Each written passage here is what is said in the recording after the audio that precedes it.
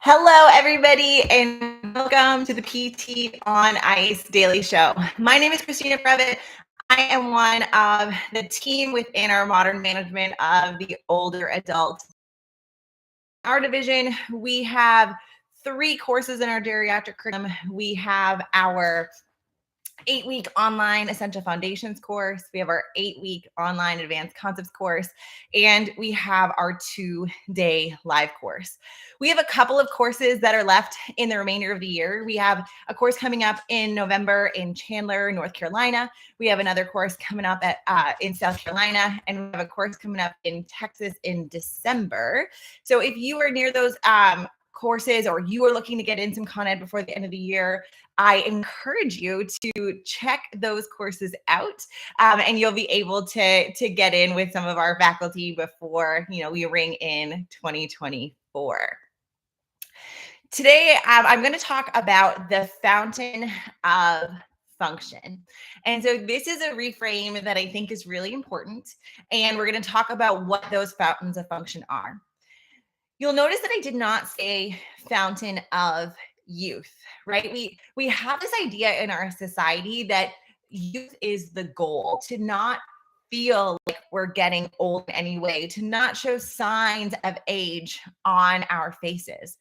And don't get me wrong, like I see my aging face, I was like, oh, my face doesn't look like I am 21 anymore. And I look at the wrinkles on my face, and I have those emotions. But the idea for my life is not to try and get younger. It's to try and optimize my reserve and try and live the way that I want to live with the most amount of function possible into my 30s and 40s and 50s and 60s, and hopefully all the way up to 100. Because at MMOA and within ICE in general, aging is a privilege. It is something that I am very thankful for, because the alternative is not that great. We're not going to be able to reverse back time, but we can have a really successful aging process, especially when we put in the steps to live the way that we want to live, whatever that filter means for us. So I'm not looking for the fountain of youth. I am looking for the fountain of function. And so the two areas that are the fountain of function in aging women, so I'm going to talk about female anatomy, is muscle mass and estrogen. And these two things, especially when taken together and optimized to the best of our capacity, is going to allow us to have more function towards the end of our life. So let's talk about muscle mass. If you have not been following the Institute of Clinical Excellence in any ways, if you don't know that load is our love language across all of our division, across all of our faculty, and that is absolutely true in the geriatric curriculum as well. And I love it so much that I did an entire PhD on the influence of resistance training in an aging body. When we look at resistance training, we are accumulating a growth and a continuation, a plethora of education and research that looks at the impact of my community members on my PhD. And he talked about the coming of age of resistance training and how we are starting to see some accumulation of evidence that is mirroring and is just as strong as the literature that we're seeing in aerobic training to prevent, stave off different chronic diseases, including some cardiovascular diseases. And so there means that there, as of course, we're going to target the aerobic. That's not to say to not do cardio, instead just do resistance training, but it's showing that there is a continual and persistent growth of literature talking about the impact of resistance training on health outcomes. So what we see is that those who have more muscle mass tend to have lower all-cause mortality. They are less likely to develop cardiovascular conditions. They are better able to manage diabetes. They're less likely to get diabetes. We know that muscle mass is protective around things like osteoporosis, right? Tensile strength of the bone is important, and we need impact body weight movements, resistance training across the lifespan in order to optimize that. We see that individuals who are stronger are less likely to have sarcopenia, right? Sarcopenia is clinically relevant amounts of muscular weakness that are preventing a person from completing their day-to-day tasks. It's a totally important output of frailty. Freud's physical phenotype of frailty talks about physical reserve and physical capacity as an output of individuals seeing these constellations of signs and symptoms that lead to vulnerability to external stress. That external stress includes things, hospitalizations, and being able to withstand different stressors with respect to immune system insults, including things like COVID-19, pneumonia, and the flu, that allows individuals while they are sick to have that reserve and resiliency to lean back on in order for individuals to be able to get back to baseline or improve past baseline post hospitalization or acute insult. All this to say, we know that individuals need to be trying to optimize their muscle mass in their earlier life and then hold on to it for as long as possible. If you are in a setting where you are not working with individuals who have optimized their muscular mass, we also know that muscular mass can be developed, and we can see improvements in physical function with resistance training at any age when we start, including in our 90s. The mechanism at which strength develops is a little bit different. We're looking a lot more at neuromuscular efficiency. However, we can absolutely see that it can improve function. And so whether you are 30 or you are 85, muscle mass is a fountain of function, and it allows us to withstand stress. Now, let's kind of talk about this second piece, which is estrogen. I've done several podcasts on menopause, but I want to talk about the influence of estrogen around female physiology because I think this is really important. So, when we are going through the menopausal transition, on average, individuals will start menopause between 50 and 51. Definition of menopause is when you've gone a full calendar year, 12 months without a menstrual period. That is your menopausal transition. But individuals can be experiencing perimenopausal symptoms that are indicators of dwindling or are coming down of estrogen status for up to 10 years prior to the transition into menopause. And so individuals who are in their early 40s can start to see the influences of loss of estrogen on their body. And then that influence is persistent as individuals get older. When we're talking about menopause, often are breaking this into two camps. So we have vasomotor symptoms, which are these symptoms that occur because of an acute withdrawal of estrogen. These are things like night sweats and hot flashes. As individuals transition through menopause and we get into our later life, into our 60s, 70s, 80s, and beyond, those symptoms tend to decline. So vasomotor symptoms that occur as our body transitions to reductions in estrogen status, they tend to go down as our body gets used to this new state of equilibrium that occurs without estrogen. In the opposite direction, the second kind of camp that we speak about when individuals are going through menopause is genitourinary syndrome of menopause, or GSM. And that is signs and symptoms across the female physiology that are responding to losses in estrogen. And anywhere where there is an estrogen receptor within our body, they are going to, and we oftentimes will, in the pelvic health space, talk about changes to our reproductive anatomy, which are unbelievably relevant. But we have to also extrapolate that out and talk about different areas where estrogen is influencing female physiology, and how, if you are working with an aging female, they are experiencing changes because of that change in estrogen status. And so within the reproductive tract, we see that there is changes in ligamentous stability around the pelvis. And I hate that word stability, but it's a change in the turnover of the way that our ligaments are restructuring. So we have a little bit more ligamentous breakdown than buildup, right? That turnover rate is different. And so we have this shift between static support in the pelvis to the requirements for dynamic support around the pelvic floor.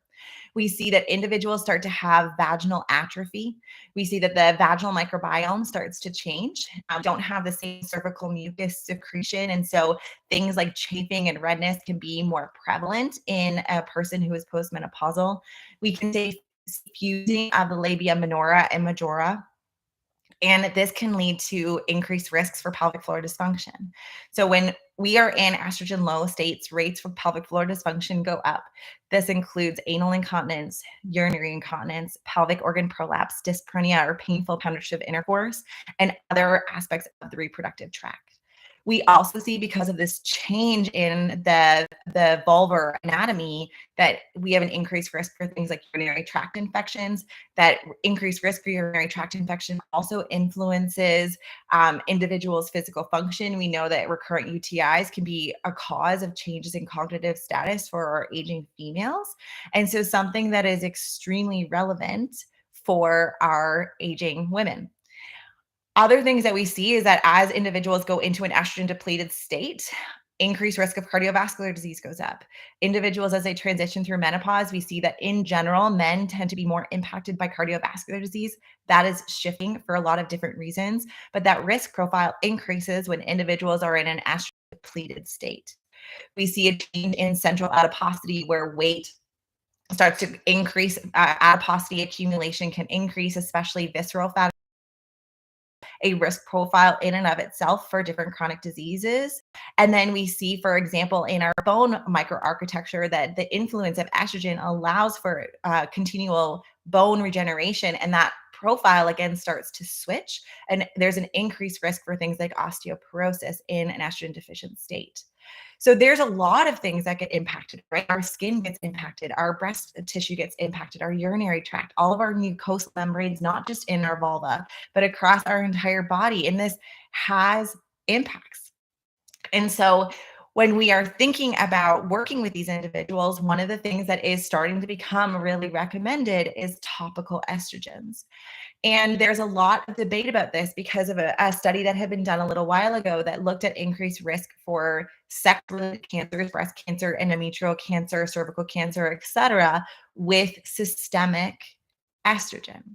However, what we are starting to see now, and many of our menopausal experts, like Dr. Mary Claire and Dr. Rachel Rubin, are really trying to have this public health approach to medicine, saying that we are not doing our females a service when we are saying that there is a risk profile, when subsequent studies have not been able to substantiate or replicate those findings.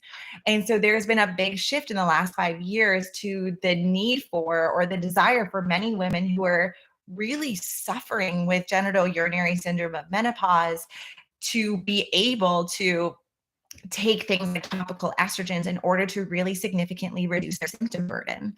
And I'm not just talking about their pelvic floor, which is an extremely important part of their sexual health, also a vital sign of aging, but also, all of these other physiological signs of estrogen deficiency that are impacting our outcomes, right? We see that individuals with that combination of muscular mass, we are seeing individuals with negative consequences of osteoporotic fracture.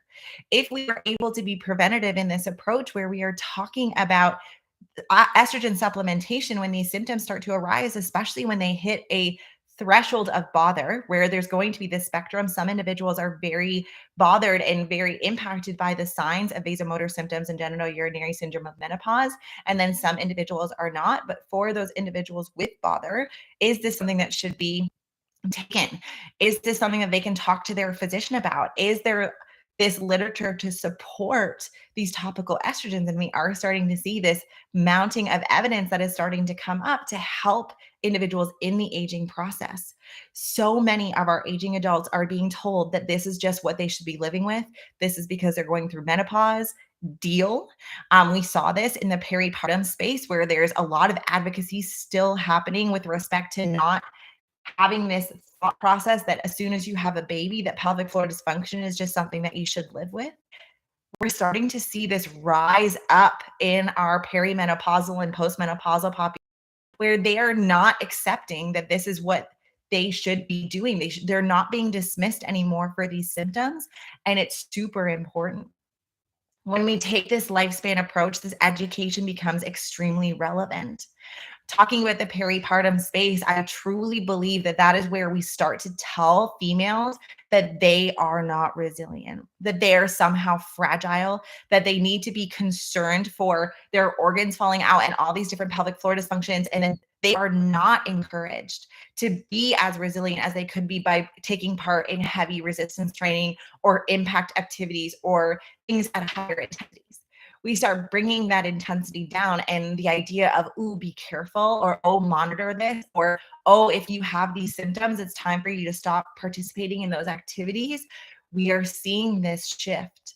And what this shift is going to do earlier in life is it's going to set up our aging individuals with this mindset that pelvic floor dysfunction, one, is not inevitable. Two, that reserve is protective when it comes to muscular reserve. And three, they're going to be advocates for their own health. And that includes their hormonal health. And that includes not accepting that some of these symptoms of menopause are things that they just need to live with, but things that can be medically managed. Genital urinary syndrome of menopause is a syndrome condition. It is a medical diagnosis, and therefore it is something that we can be treating. As physical therapists, us being educators and conduits of that knowledge translation is extremely important. And then we are going to optimize function for these individuals.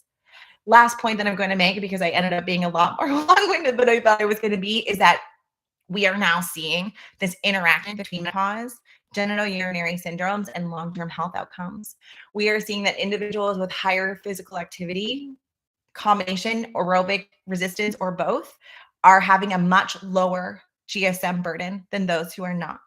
And so again, it comes back full circle, where this health promotion is extremely important. That not only are we going to optimize a person's muscular reserve, we're going to make that function be extremely relevant, but we're also going to make the quality of that function a lot better, because their quality of life is better, because we are not allowing them to just live with these symptoms and be dismissed by our medical system, us included, that just expects this to be the way that it is. And so this advocacy piece is extremely important, and it's something that we are going to be screaming from the rooftops.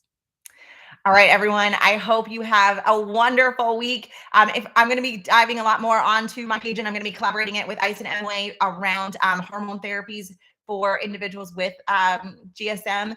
I am not a medical physician, so I encourage you to reach out to your urogynecologist and urologist in your area. Get that relationship with them so that you can start having these conversations and we can start talking about risk profiles. All right, have a wonderful week. If you're not on our MMOA Digest, I encourage you to sign up for those newsletters. Otherwise, have a wonderful week, and I will talk to you all again.